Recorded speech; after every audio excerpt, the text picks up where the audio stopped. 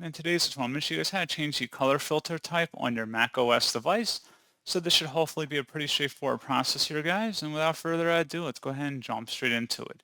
So all you have to do is select the Apple icon up in the menu bar and then select System Settings. On the left panel now, you want to select Accessibility. And then on the right side underneath Vision, select Display. And then if you scroll down here, underneath the color filters, should be something that says filter type.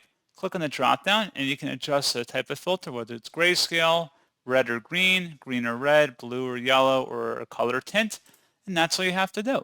So pretty straightforward process, guys. And as always, thank you for watching. I do hope that was able to help you out. And I do look forward to catching you all in the next tutorial. Goodbye.